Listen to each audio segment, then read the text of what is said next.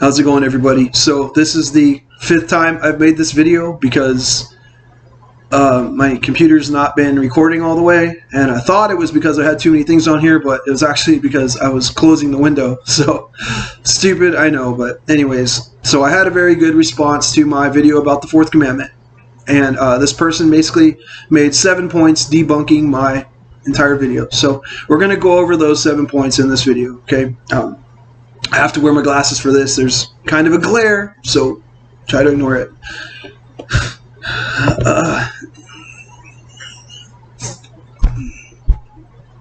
Point number 1. The 10 commandments and additional commandments God gave more after the 10. The ordinance and statutes and laws given in the Old Testament were given to the Jewish people. New Testament Christians are dead to all of them. Well, let me say this, okay?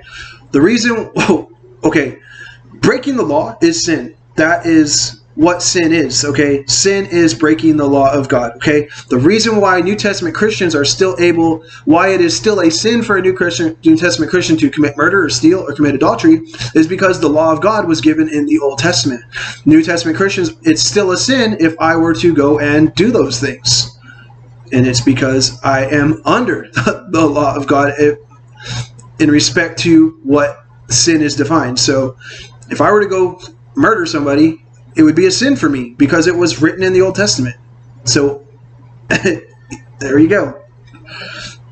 So New Testament Christians are supposed to keep the commandments of God. So anyways, the New Testament never says to keep the 10 commandments. There are so many more commandments of God. So now you have to use the Bible dictionary to figure out what the writer is saying, to figure out which commandments he's referring to. So right here he's saying, when you read the verses in the New Testament that say, keep the commandments of God, we need to kind of figure out that that is obviously not referring to any and all commandments. It's obviously not referring to the Old Testament commandments. It's only referring to commandments in the New Testament, even though it says keep the commandments of God, a broad statement meaning any and all commandments. No, it's meaning any and all commandments. It means the Old Testament commandments. That's why Revelation 12:14 says keep the commandments of God. I'll drop down to number 4. Colossians 2:16, let no man therefore judge you in respect to Sabbath days. So right here it says Sabbath days being plural. I think the only reason they would do that would be because maybe people were observing the Sabbath on different days. You know, maybe it's okay to do that. You know, maybe if your weekday ends on a Tuesday, that's your Sabbath day. So yeah, let no man judge you in respect to that. But you know, to not remember the Sabbath and to not keep it holy would be a sin. So Jesus did observe the Sabbath because he was a Jew. Well, he also observed it because it was a commandment of God. Jews did not keep the Sabbath in a legalistic way in the Old Testament. They were commanded to do all those different rules each day, which God never changed. There was no such thing as a spiritual Sabbath. If you're going to observe the Sabbath, you must do it as written in Exodus. Well, let me say this. The details written in Exodus about keeping the Sabbath, those are all laws. New Testament Christians are not commanded to keep the laws. They are commanded to keep the commandments. The only details we have about keeping the 4th commandment is to remember it and to keep it holy.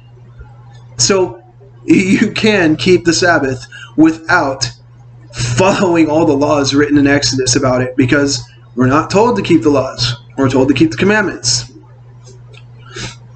Also, the Jewish people in those days were known for their many traditions not given by God.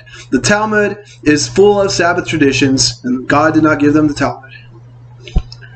Number 7, the Constantine story doesn't make much sense since the early church did not observe the Sabbath.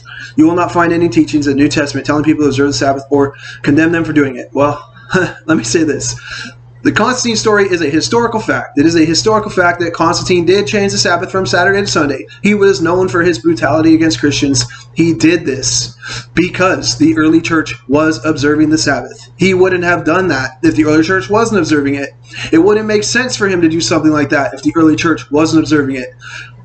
What more proof do you need to show you the importance of keeping the 4th commandment than the early church keeping it? The early church kept it. Constantine wouldn't have done that if the early church didn't keep it. So,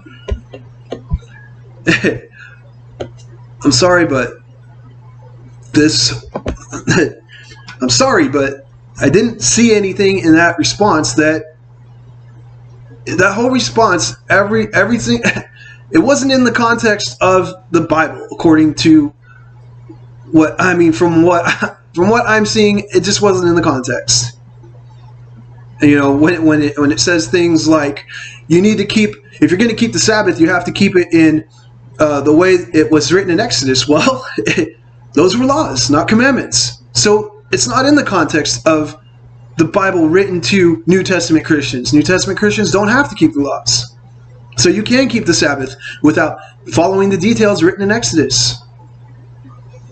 Anyways, if you guys like this video, you can like, subscribe, and leave a comment. I will see you guys next time. Bye.